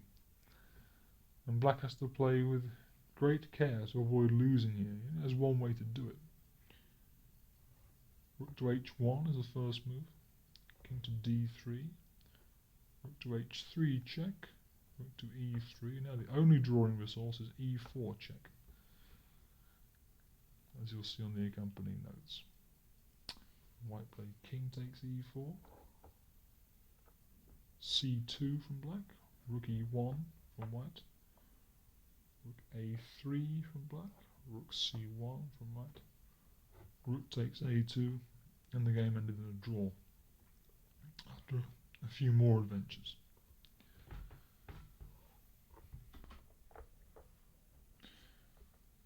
Well, another idea I found, or rather used, against this dangerous 4 bishop d3 line was a kind of gambit. Not my idea, but it's one which I used in one game. It's worthy of experimentation, I think. Worked with some success, and it's like this. After the opening moves, white d4, black e6, white c4, black b6, white 3 e4, black bishop e7, white 4 bishop d3. Black still plays 4 f5, but after 5 e takes f5, plays 5 bishop to b4 check. Now, in view of the fact he's just vacated the square f8 for his king, the threat to play bishop takes g2 and takes h1 is now bona fide. Therefore, white must play 6 king f1. And it's here that the gambit takes place. Black can play 6 e takes f5 now. That was played in the game Serois and Schuster in 1979, but it's not a convincing continuation, particularly after the dangerous reply for white 7c5. The idea being to trap the bishop on b4, and in that game black was in grave difficulties, though he did draw. So the other idea is to play, after 6 king f1, 6 knight to f6 for black. This is what happened in my game with the Danish master Erik Brøndum from a tournament in Copenhagen in 1981. And Brøndum's next move, in a position which is really virgin territory, is perhaps questionable. He played 7 bishop g5. And this position is so uncharted that one can only give a rough idea of what's going on. Black is bound to lose at least one pawn here, but his compensation, he hopes, resides in the fact that he has an open f-file down which to go at the white king. So if white was to play 7 pawn f5 takes pawn e6, then black's best reply is probably to castle and lose 1 or even 2 pawns. This isn't as outlandish as you might think, because there really is a lot of compensation down the f-file, but it may not be to everyone's taste, and it is perhaps questionable if it is 100% correct. After 7f takes e6, you don't have to castle, you can just recapture, meeting the check on a4 with knight c6, of course. And that is another way of just being 1 pawn down, again with a lot of compensation. Though you can question if it's 100% correct. Another move, analogous to what Serois tried against Schuster, trying to exploit the position of the bishop on b4, is to play, instead of Brøndum's 7 bishop g5, 7 c5. And black really must take on c5. And after the reply a3, black must go c4. White plays 9 bishop takes c4. And then black will retreat his king's bishop, probably to e7. And the continuation then of white pawn takes on e6, black d7 to d5 is quite plausible. Here too black is 2 pawns down, but he stands every chance of rounding the one on e6 up eventually, and so remaining only 1 pawn down, and again he will have some compensation due to the misplaced white king, though at the risk of sounding boring I must point out this may not be 100% correct. It's difficult to give more theoretical analyses here because we don't have much to go on. And really a great deal is a matter of taste and assessment at this moment in time. Anyway, 7 bishop g5 was played, and I replied with 7 castles. My opponent didn't want to open the f-file, so he played 8a3, another perhaps questionable decision. Perhaps knight to e2 was better. I dropped my bishop back to d6. And then he played 9 knight to c3, something in the classical tradition where he thinks of returning the gambit pawn for superior development, but he doesn't have a superior development. And after my reply 9 e takes f5, I think black is already equal. Well, white played 10 d5. This is a recurrent theme in the English defence, the idea of playing this pawn to d5 to block out the effect of the fianchetto queen bishop. And I replied with 10 h6. White dropped his attack bishop back to d2. And then I played knight to a6. Another recurrent idea. And White played another thematic idea. He played the move b4 to keep that knight on a6 quiet. And I replied with pawn to c6. You'll probably have observed that pawn on f5 has been on prise for quite a while now, but grabbing it is a real pawn snatch in the bad textbook tradition of neglecting development and opening a file against the white king.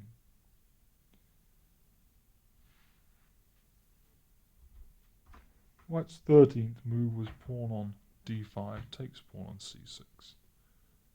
Another questionable decision, I think, and I recaptured with the d pawn. And here White's best was probably just to snatch this pawn on f5, though after any remove by black in reply to bishop takes f5, black could have played queen to e7, or pawn to c5, or bishop to e5, any number of moves with abundant compensation in terms of development for this lost pawn. Also, the displaced white king is encouraging.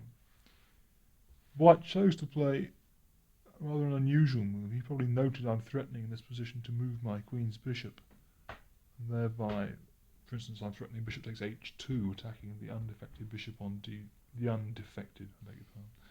unprotected. We've been reading about Boris Gulko today. The unprotected bishop on d3. And he defended it with queen to b1.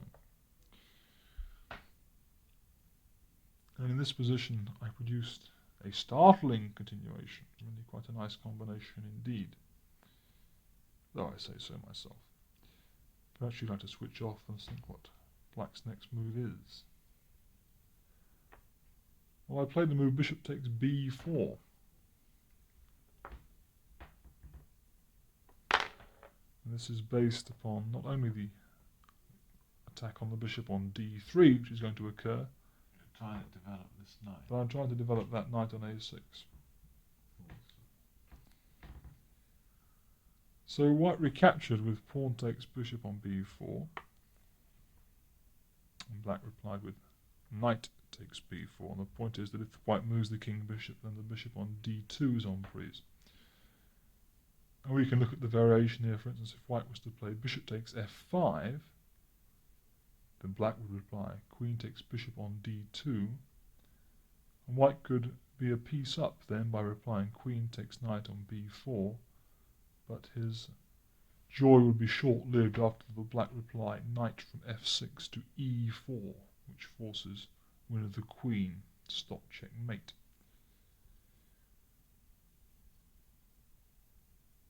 So in this position, white preferred, in view of that, to play the move queen takes b4.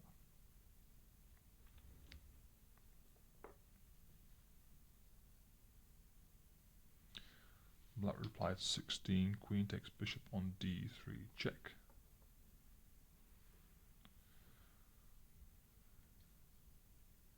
And white's only move here is to play knight from c3 to e2.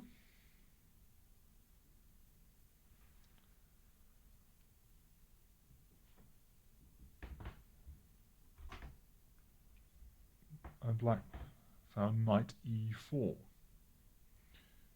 Continuing the pressure. Well, white didn't want to play knight f3 in view of the reply c5. Possibly c5. Possibly there are even stronger moves, like putting a rook to the e file. With already strong threats against that pinned knight on e2. He preferred to retain the defence of that knight on e2 at the cost of squeezing up his development even more by playing bishop to e1. And black then replied with the move c5. And this is the highly critical point of the black sacrifice.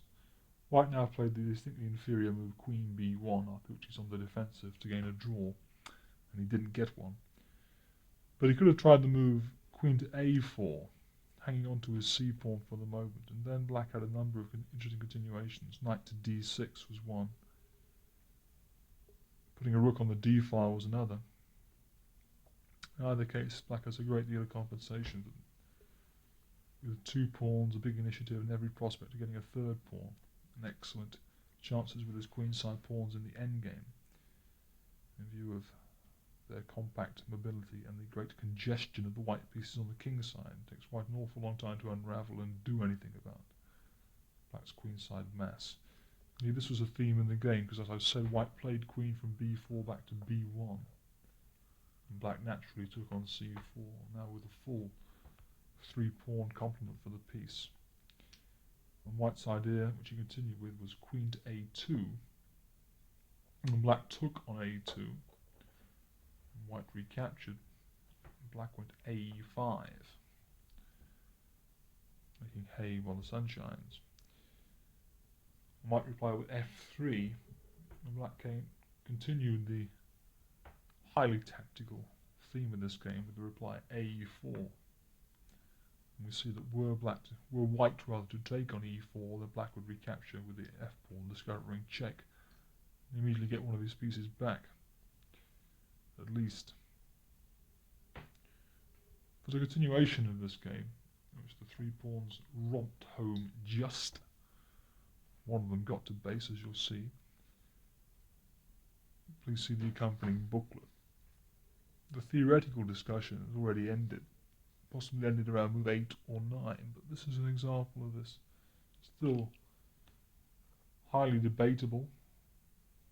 Perhaps you'd like to debate it yourself in your own games. Gambit line with bishop b4 check.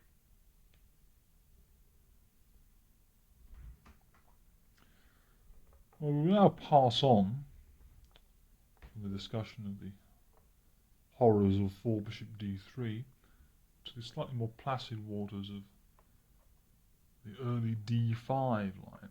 The line I'm referring to begins either from 1 d4, black e6, white 2 c4, black b6, white 3 d5, or from the line white 1 c4, b6, 2 d4, bishop b7, 3 d5.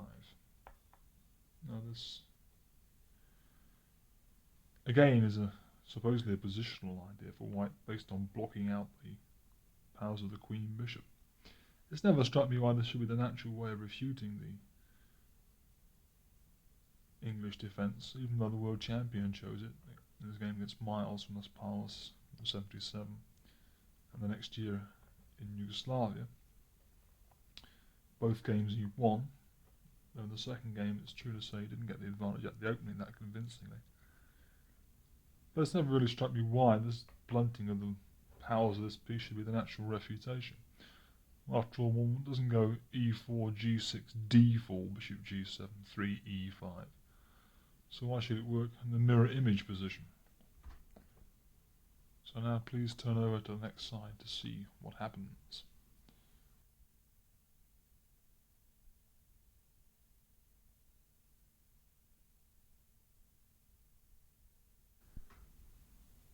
So to continue with this game, Aucassin Plaskett. 1 c4, 1 b6, 2 d4, black bishop b7, white 3 d5, 4 e6, 3 e6 rather, white 4 a3. Now this prophylactic move, the idea is to stop black from developing his bishop on b4. And white hopes that after, for instance, black 4 knight to f6, he can play 4 knight to c3, 5 knight to c3 rather. And he hopes to angle for transposition into a line of the Queen's Indian defence, where this early d5 is widely accepted as being a big gain for white. Well, in view of the fact that black's king's bishop doesn't have much of a future on the f8 a3 diagonal, it seemed to me quite natural to try and use it on another one. So I came up with the move 4 g6, which I played, which is a theoretical novelty at move 4. And Aucassin met it like this: 5 knight to f3, bishop to g7. It is worth noting that perhaps black should have played f5 there. 5 e4, that's 6 e4, these numbers are confusing. I played 6 knight to e7, and I can say again that perhaps black should have played an f5 at move 6. It may well be this natural move 6 knight to e7 wasn't the most accurate. Aucassin continued to develop in classical fashion with 7 bishop e2. I castled, and he played knight to c3. I played the thematic move, perhaps a little too late,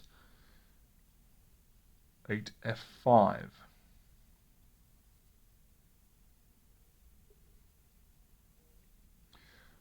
Well, his next move, e takes f5, I think gives black no problems at all, and it may well be that white's last attempt to keep something in the opening is to play the move 9 e5. Now, I originally thought that the reply 9 d6 was okay for black here, but in view of the reply 10 knight to g5 and the sensitive e6 point, that move cannot be played, I don't think. So after 9 e5, black would have to look for less natural methods of development. Perhaps knight to a6 is one of them. But it may well be that he can't equalise the game after that move 9 e5. Other ideas for black look a bit ridiculous. So he played 9 e takes f5, and I recaptured with a knight. 9 knight takes f5. This position is really quite original so early on in the game for black. And black has quite a number of positional trumps, in particular his king bishop is a beautiful piece, and also the knight on f5 is very strong. And he has a number of successful strategies to choose from, I think. White castled at move 10. And here black could have played his knight to a6, which is a totally satisfactory move. And he could also have played a move which is psychologically difficult to play. That's the move 10, bishop takes c3. And of course white must recapture. And then black can play a kind of blockading strategy against those c pawns with knight to a6. It's worth noting that were the black bishop, let's say, with black to move at move 10 on b4, when it would be en prise to the pawn of a3, the most natural move in the world would be to play bishop takes c3. Indeed, had white advanced with the pawn from a2 to a3 attacking a bishop on b4, I'm sure most masters would append a question mark there too. But with the bishop on g7, and exactly the same option open to black, it's somehow psychologically difficult to give up this excellent piece, even though the move bishop takes c3 leads to exactly the same position as with the bishop on b4. Perhaps all I'm trying to point out is the variety of successful methods open to black. The move I actually played was 10 queen to e7, keeping options open for the moment. While Aucassin developed his queen side as follows: 11 bishop g5, queen to f7, 12 queen to c2, knight to a6. I feel that black has equalised the position here. You can consider continuing with 8, 6 and g5 later on, or just swinging a rook over to the e file, which you can open up at leisure. And he really has no problems. And his opening experiment on this occasion was 100% satisfactory. Well, white continued with 13 b4, which is a very natural idea. We've met before already on this tape. keeping that a6 knight quiet. But on this occasion he met with a rather surprising reply. So I played 13c5, which at first sight looks a bad move, but in fact white has no really effective method of dealing with it. If he plays pawn to b5, then black just drops the knight back to c7, which is very, very effective. If white takes on c5, well, this is a positional horrendous thing. Black takes back with the knight from a6 and establishes itself wonderfully, controlling the centre. Also blockading the weak c pawn, now on the open c file. The only other alternative, which is what Orkherson intended, I'm sure he dismissed the c5 pretty quickly in his preliminary analysis, is what he played. 14d takes c6 en passant.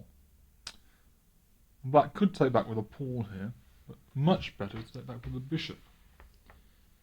As I played, bishop takes c6, and now white cannot fork the two pieces with b5 because of the reply. Bishop takes f3, followed by knight to d4, followed by knight takes f3 check, followed by knight to c5 with a winning game for black. All those moves are forced and forcing, so they can be quite easily foreseen and implemented. Meanwhile, after bishop takes c6, black threatens to take on f3 and go knight d4, smashing up the white position.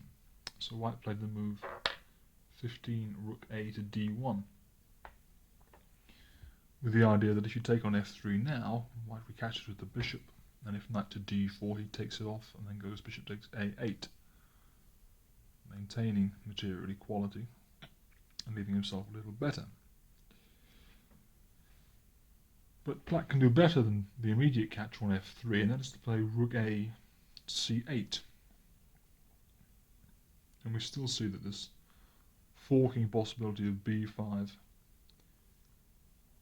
isn't good, because black can go bishop takes f3, and if white takes back with the bishop, then rook takes c4. Knight on c3 falls with a winning position for black. In view of this, white's next move is more or less forced. He must play the move knight to e4, which has the primary effect of obscuring the possibility of bishop takes f3, followed by knight d4.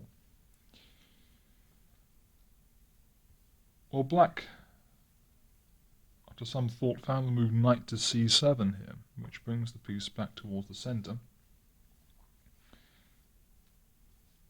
But general principles have to be blended with concrete variations here.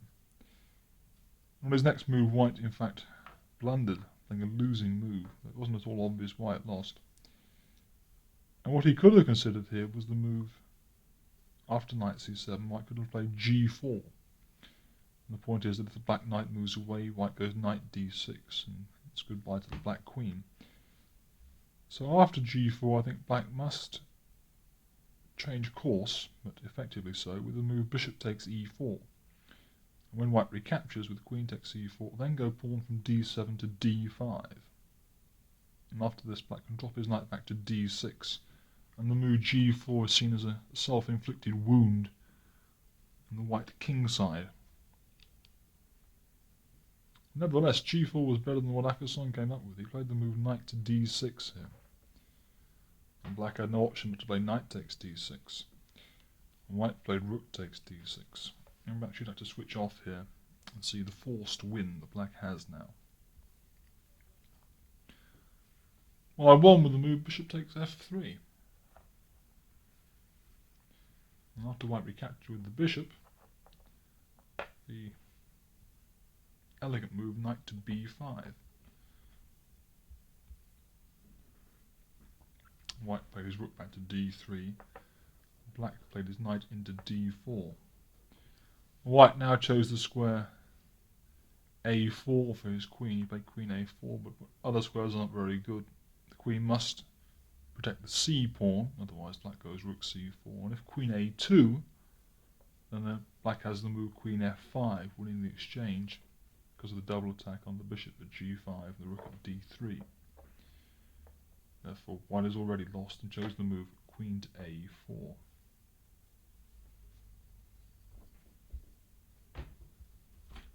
And my reply, as I've already given you a hint, was 21 queen f5, winning the exchange, double attack. White played 22, rook takes d4, black recaptured, bishop takes d4, and white played bishop to e7. And really the rest of the game is a matter of winning a one game, but there was rather a nice tactic at the end. I went rook to f7, and white played queen takes d7, and I played rook takes c4. And white played rook to d1,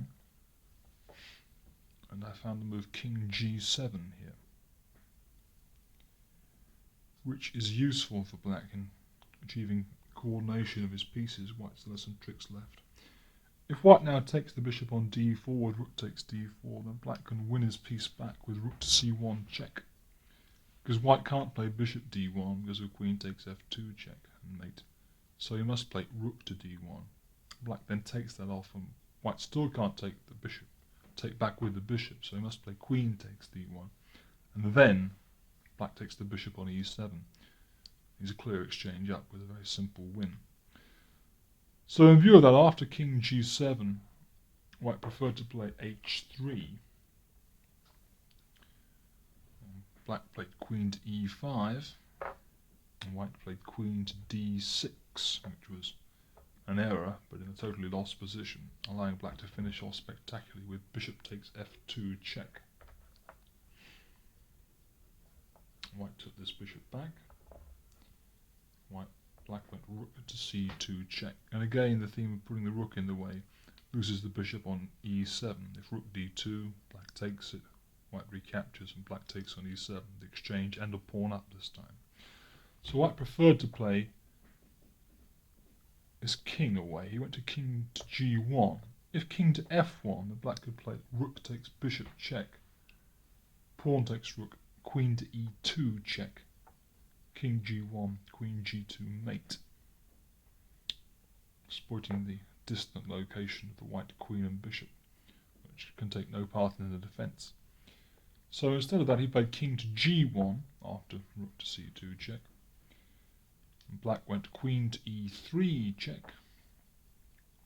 White went king to h1. And if he played king h2, it made no difference. Black had the same reply. And black went rook takes f3. And white resigned because he is the exchange and a pawn down. And if he takes this rook, then black just recaptures with queen takes f3 check and mate next move. So that was a successful debut for the g6 idea.